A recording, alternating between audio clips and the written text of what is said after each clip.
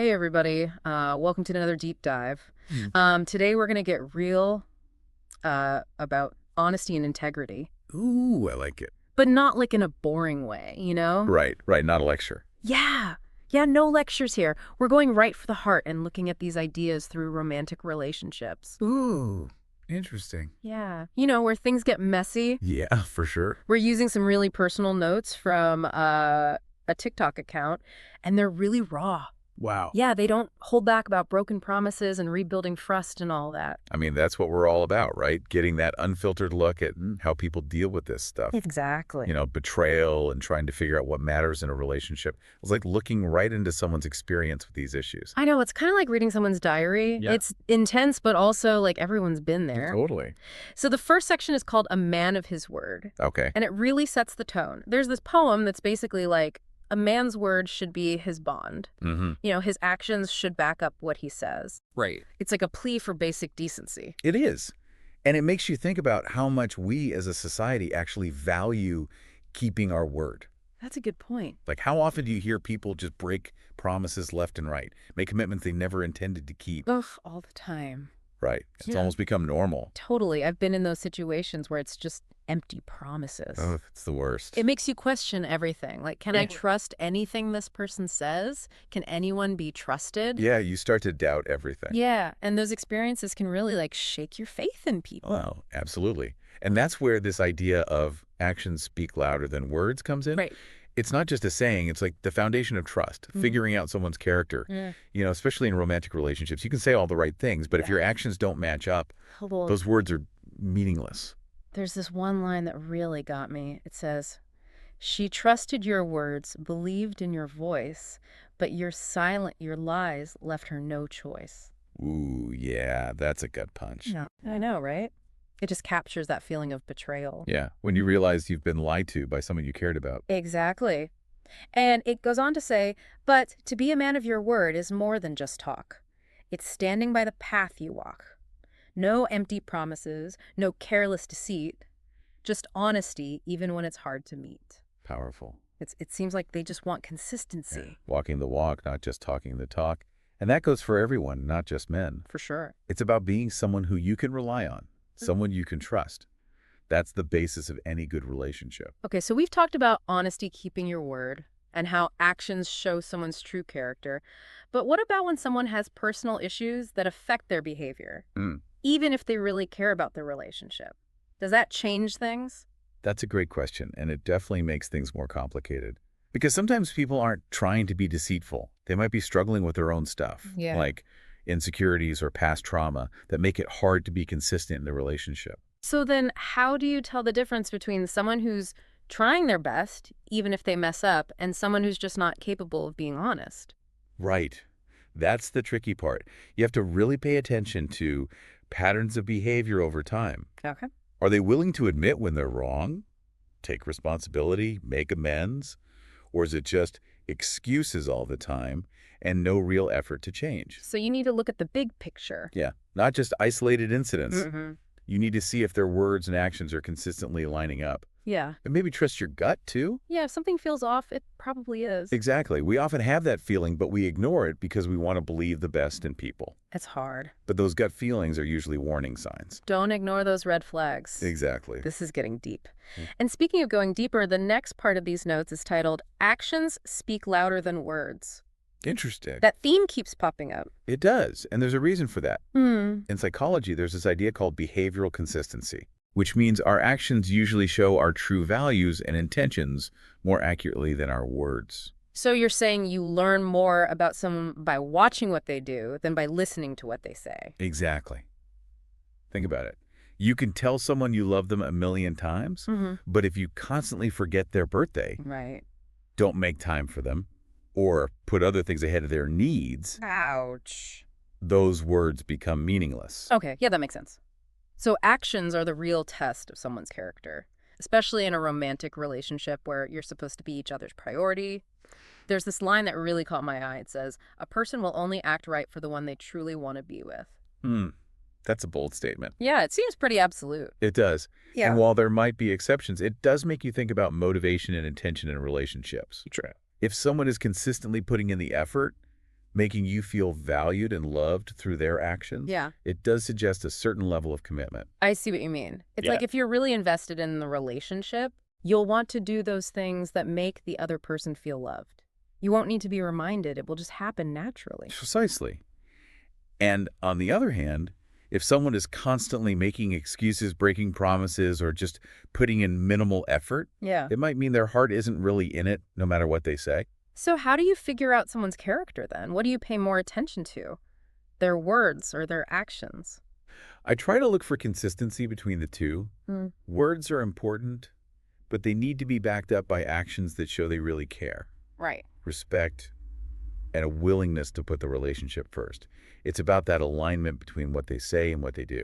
When you put it that way, it's actually empowering. It is. We have more control than we think when it comes to choosing who we let into our lives. Absolutely. And speaking of control, the next section takes a darker turn. Oh. It's called A Farewell to Deceit, and it's where the raw emotion of betrayal really comes out. Okay. And it's intense. Yeah. The writer does not hold back. Like, what kind of stuff are we talking about? Lines like, "You played me with words, with gestures, with lies," and "The betrayal cuts deeper than heartbreak, a wound that festers refusing to heal." Wow. Yeah, you can feel the pain and anger. Right. It's like oozing off the page. So we're going beyond just actions speak louder than words.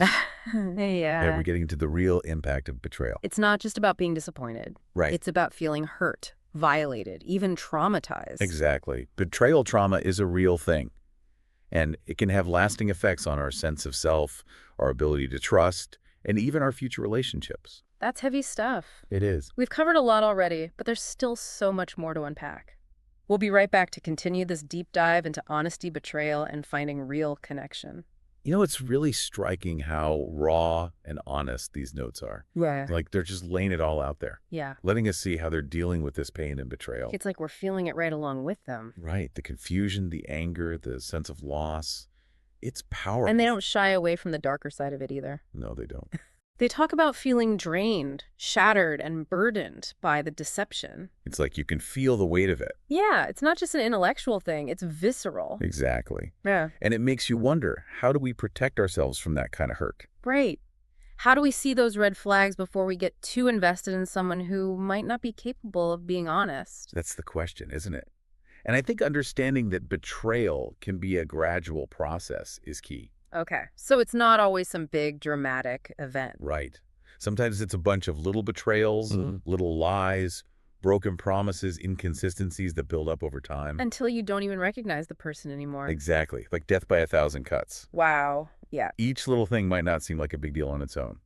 But together. They create this huge chasm of distrust. Right. And that's why those early warning signs are so important. Those gut feelings. Yes. Don't dismiss those feelings, even if you can't explain exactly what's bothering you. There's this line that says, "Their actions spoke louder than words ever could, revealing the truth as it should." Ooh, I like that.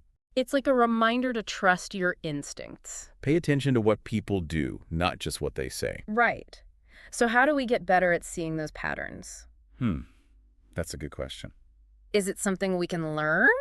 Or are some people just naturally better at it? I think it's a little bit of both. Mm-hmm. Some people might have a stronger intuition, but I do believe it's a skill you can develop Okay. through experience observation and learning from your mistakes. So the more we pay attention to those red flags, the better we get at spotting them. Exactly. You build up a kind of betrayal radar. I like that. It helps you make smarter choices about who you let into your life. And how much trust you give. Right. It's about being discerning, not naive. Not being cynical or distrusting of everyone. No, not at all. Just being aware, setting boundaries, Exactly. protecting yourself from people who might not have your best interests at heart. And that brings us to another interesting concept from psychology, cognitive dissonance. Ooh, fancy. Yeah. Tell me more. So basically, cognitive dissonance is that mental discomfort we feel when our beliefs clash with our actions or new information. Okay. In the context of betrayal, it's that feeling you get when you start to see evidence that contradicts what you believe about someone you love or trust. So like that uneasy feeling when you realize someone you thought was honest has been lying to you? Exactly. Yeah. You're trying to reconcile the person you thought you knew with the evidence that shows they're not who you thought they were. It's almost like it's easier to believe we're wrong Yeah. than to accept that someone we care about betrayed us. It can be. Mm. And that's where recognizing cognitive dissonance is so important. It's a signal that something's off, that we need to take a closer look and be honest with ourselves, Wow, these TikTok notes are like a psychology lesson. right? It's amazing what we can learn from other people's experiences. It is. They give us such a powerful look into the complexity of relationships. And how we deal with trust and betrayal. Exactly. And it reminds us that we're all works in progress, that even the most painful experiences can be opportunities for growth. I like that. And speaking of growth, it seems like the writer of these notes is starting to move in that direction. Yeah. They're shifting from dwelling on the pain to taking back their power. There's this incredible line, but thank God for revealing your true nature, for shattering the illusion, for setting me free. Ooh, that's good. It's like a declaration of independence. Yeah, like you hurt me, but you don't control me anymore. Exactly. They're taking back their power, their self-worth, their future. It's pretty inspiring. It is. It speaks to the resilience of the human spirit. Our ability to not only survive betrayal, but to use it to grow. Right. It's about choosing to see the experience not as a defeat, but as a stepping stone to something better. So it's not just about moving on from the person who hurt you. It's about moving on to a better version of yourself. Okay, so we've talked about the pain of betrayal, the importance of recognizing red flags, and the power of taking back our power. But what about healing? How do we move on from that hurt and rebuild trust? That's where things get really interesting. And it's different for everyone. But I think there's some common threads. Okay. It often starts with acknowledging the pain, letting yourself feel those emotions without judgment. So you can't heal what you don't acknowledge. Right. You have to face the pain head on, even if it's uncomfortable. And I imagine that takes time.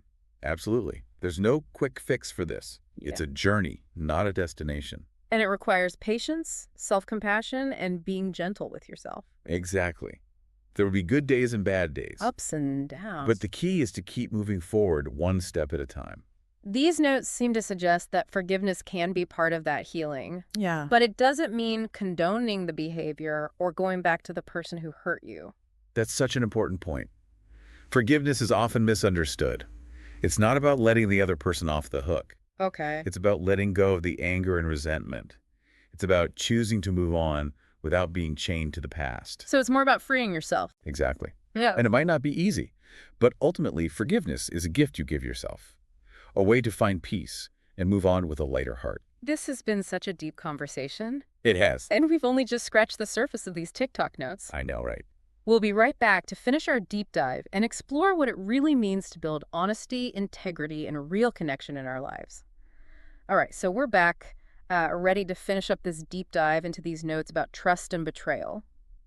You know, as we've been talking, I've been thinking about how easy it is to blame the other person when they hurt us. Yeah, we focus on what they did, their flaws, their betrayal. Right. But this last section of the note seems to shift that focus inward. Yeah, it's like they're moving from what did they do to me to what can I learn from this? It's about taking ownership of the experience and growing from it. Exactly. This line really stood out to me. Their actions are a mirror to their soul, revealing truth, making me whole. Wow. It's like realizing that their behavior says more about them than about you. Right. Their dishonesty doesn't take away from your worth. Yeah. It's their problem. They're failing. Yeah. And in a way, it makes things clearer. It shows their true character and frees you from the illusion. It's like a weight being lifted. Exactly. You see them for who they are and let go of the version you wanted to believe in. It's a crucial step in healing. Yeah. As long as you're holding on to that idealized image-making excuses for them, you stay stuck in the cycle of pain. They go on to say, not a reflection of my worth or value, but a testament to their own character's hue. It's like they're reclaiming their self-worth. Right. Refusing to let that negativity in. Exactly. Our worth comes from within. It's not based on what others do or think. And that's so important to remember after being betrayed. It is, because betrayal can really shake your sense of self, make you question your own judgment, your lovability. So it's not just about knowing they were wrong. No. It's about remembering your own worth and not letting their actions define you. Exactly. It's Oh. about taking back your story, your sense of self. Mhm. It's saying, you may have hurt me, but you don't get to define me. I define me. That's powerful. And it seems like part of that comes from the lessons learned, the wisdom that comes from pain. Definitely. The notes talk about that. In The Hurt, a lesson I gained. To recognize character no longer restrained. Turning a negative experience into something positive. Right. And that change seems to involve becoming more discerning in the future. Yeah, learning to see those red flags sooner, not settling for less than you deserve. The notes talk about being able to tell who's true and who's not, and how a real person's character needs no second thought. It's about trusting your intuition, those gut feelings, when something feels off. So how do we get that kind of discernment? Are we born with it or can we learn it? It's probably a bit of both. Yeah. We all have an inner sense of right and wrong, but life experiences, especially tough ones, can make that awareness stronger. Like developing a better radar for spotting those inconsistencies. Exactly.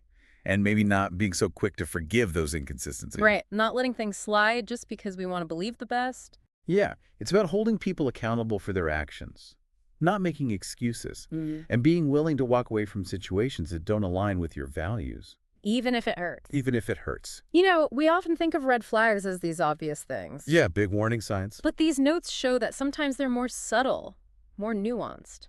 Right. It's about paying attention to those little inconsistencies when something just feels a bit off. It's about listening to that inner voice that says, pay attention, something's not right here. And trusting that voice. Yes. It's like these notes are encouraging us to become detectives in our relationships, looking for clues and evidence. It's about being more mindful, more aware, more discerning. And that helps us make choices that match our values and our desire for healthy relationships. These notes, while personal, offer valuable insights for everyone. They remind us that honesty and integrity are the foundation for any real connection. And seeing those qualities in others and ourselves requires intuition experience and holding ourselves to a higher standard. It's about being true to who we are and finding people who share those values. It's about learning from mistakes and moving forward with more wisdom and self-awareness. And even when we face betrayal, we have the power to heal, to grow, and to create a future filled with genuine connection and love. In a world that often focuses on superficial things, these notes remind us that character matters, authenticity matters, integrity matters, and those are worth fighting for in ourselves and in the people we choose to be with. So as we finish this deep dive, the question I'm left with is this: how can we make sure our actions and our words reflect our truest selves? And how can we create a world where honesty and integrity are at the core of how we treat each other? Some things to think about. Thanks for joining us on this deep dive. Until next time, keep seeking truth, keep valuing integrity, and keep believing in the power of real connection.